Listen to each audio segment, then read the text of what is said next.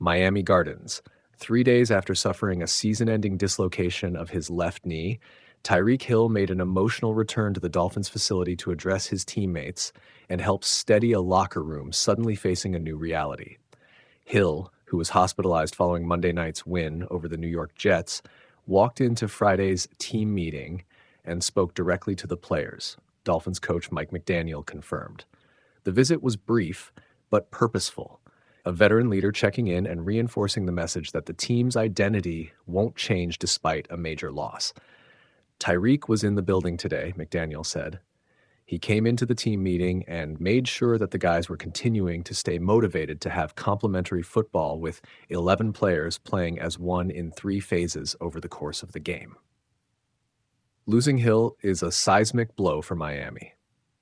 Since the trade that brought him to South Florida in 2022, the Dolphins have almost always featured him in their game plan.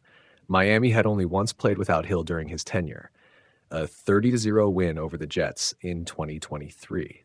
Now the Dolphins must reconfigure their offense and their mental approach. Jaylen Waddle, who signed a 3-year, $84.75 million extension last May, is expected to step into a larger role as Miami's primary receiving threat.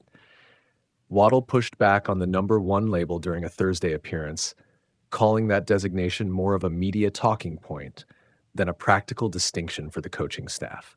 "We never look at it like receiver 1 or 1A, 1B, Waddle said. "I think that's more like a media thing or something that gives something for the media to talk about. We all go out there, make plays, and just try to help our team win." McDaniel emphasized depth and execution rather than trying to replace Hill with one player. The coaching staff plans to distribute opportunities across the roster, leaning on younger targets and established veterans.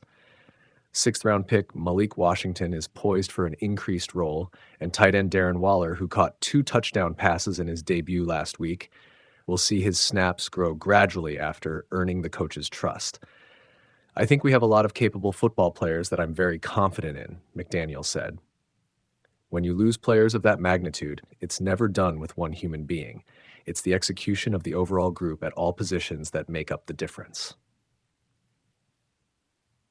Hill's presence at the meeting served as more than a motivational gesture. It was a reminder that leadership can be more valuable than any single stat line.